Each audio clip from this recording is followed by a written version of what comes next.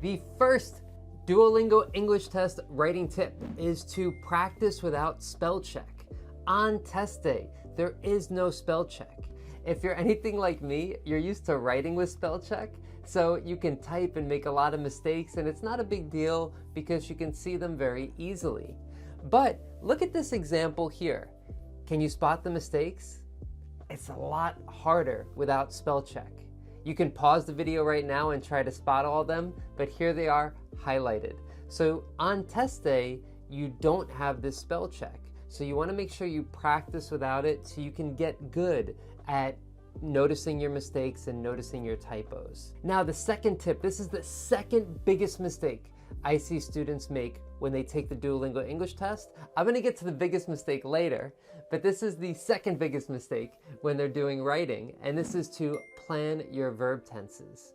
Now, what do I mean by this?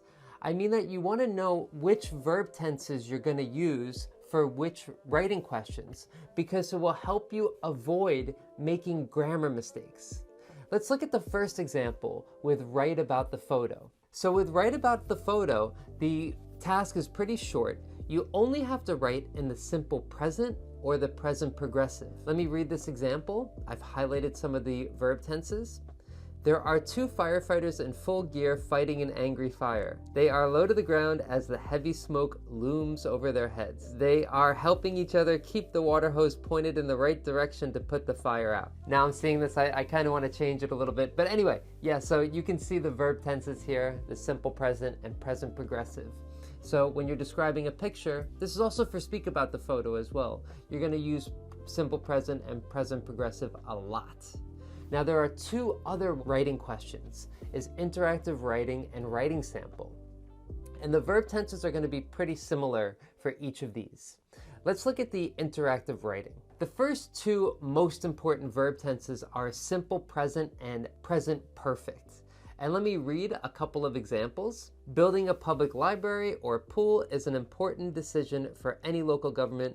I believe it is best for the community to build a public park because it can benefit the most people. So there we have simple present.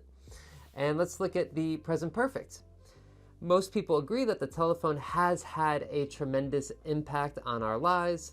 First of all, phones have evolved over time. So when you're talking about something that happened before and still impacting us today, that's present perfect. And then we have the simple present.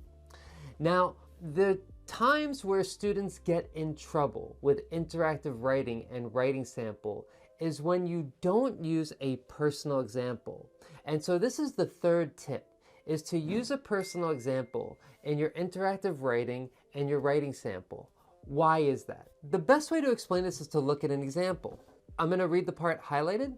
Some individuals do not enjoy the library, and a pool would only be open in the summer, but a park could be enjoyed by everyone all year long. So you see how the grammar is a bit awkward because I'm imagining a situation, what people could do in the pool or would do in this situation. Of course you want to show some grammar, but this is not as easy to write, and it also makes you, I don't know, as a reader, it's kind of boring to read. Let's make it more interesting and give a personal example. And when you give a personal example, you're going to use the simple past. I remember when I was a kid, I went to the Valley Stream State Park almost every day. It was just a 5-minute bike ride from my house, and it had basketball nets, handball courts, and a huge open field. So you see how I use more vocabulary when I give a personal example. I can talk about handball courts and tennis courts and basketball courts and all these courts. A big open field, right? So these are different, this is different vocabulary I can use when I give a personal example. You don't have to do that, but for interactive writing and for your writing sample, it helps you write longer, helps you show more vocabulary, and it simplifies your verb tenses. Now, if you don't believe me, you can try this out at tstprep.com. We have hundreds of free practice questions, including writing questions that give you AI feedback. So you can test this to see if your score improves, whether you put a personal example or you just write in general. And by the way, I just noticed I didn't introduce myself. My name is Teacher Josh from TST Prep. I am the head instructor there, and I know all this stuff because I've been teaching thousands of students over the past few years about the Duolingo English Test, and I hope you're finding these tips helpful. Let's get to the next tip. The next tip is to analyze your writing with a checklist. So I'm going to put a checklist here and go through a couple of examples, but the reason I'm giving this to you is because a lot of students feel like they don't know how to check their own writing. Of course, you can talk to an AI or get feedback that way, or Grammarly, but there's still other parts of your writing that you might need help with, and especially for Duolingo English Tests, it's a little bit different than the other ways of, checking your writing and other types of writing. So let's look at this checklist. This is for interactive writing. Did I write at least 160 words? That's for part 1 and part 2 together. Did I expand my point with additional details? Did I have less than 4 formatting or spelling errors? So after you write, you have no spell check, you check, make sure everything's spelled okay, then you put it in a grammar or spelling checker and see if you had 4 mistakes or less. Did I include at least 2 transitional words like however, for example, in conclusion? These words, phrases help you connect your ideas together in your essay. Now, this checklist is super helpful, but you should also take advantage of technology. And that is the 5th tip. I believe we're on tip number 5 now, which is to take advantage of technology. I already mentioned TST Prep. We have an AI checker for our writing. And here are some other sites you can use as well. One site that I think is really helpful is Grammarly. I know almost everyone has a Grammarly account that checks your spelling and grammar.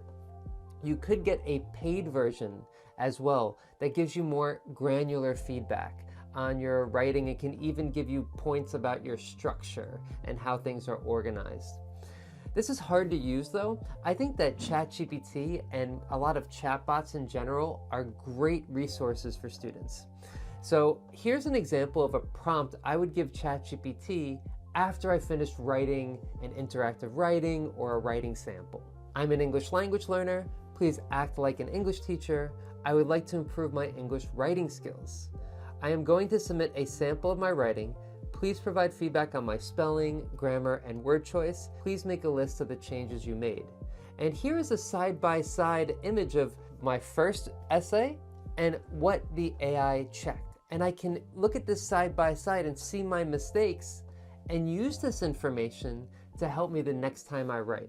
Make sure you tell the AI to list your mistakes so they can highlight them for you, so it's easy for you to read. The next tip is one that a lot of people don't want to hear for some reason, but I still don't really understand why, which is to get feedback from a teacher. Before the internet days, everyone got information from a teacher. Now on Google, when I talk to people, the last thing they want to do is talk to a teacher. The last step is to actually talk to me. But a teacher usually has a lot of experience with this test and has experience working with other students in similar situations and knows what works and what doesn't work.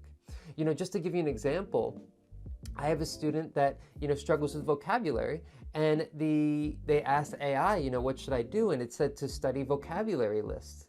Now, that's not so helpful for a test because in a test, you don't want to study long lists of words that you might not use, right?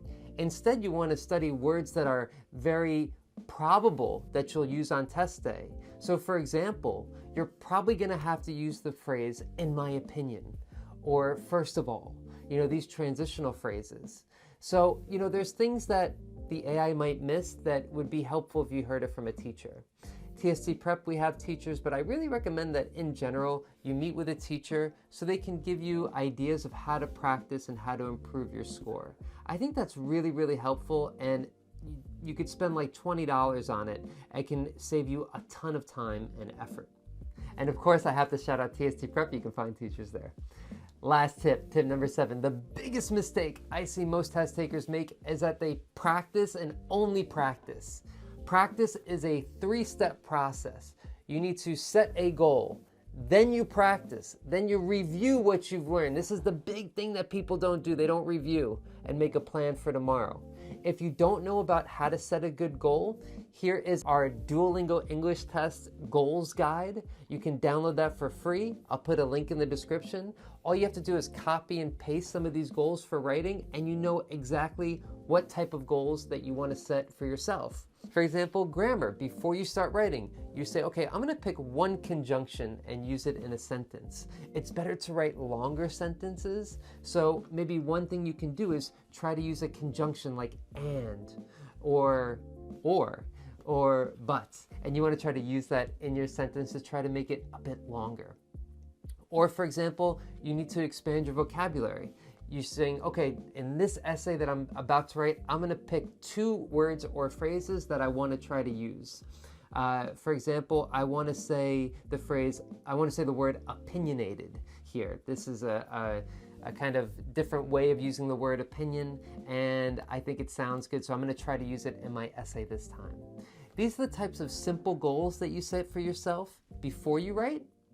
You write it, and then you review. Did you achieve your goal? Was there something else that came up while you were writing? These are the types of questions you want to ask to improve your score and get the score that you want on test day. And that's it. I hope you found that helpful. I haven't said this, but please hit the subscribe button. It'd be really helpful, and I would appreciate it. And that's it. Good luck, test takers. I'll see you next time.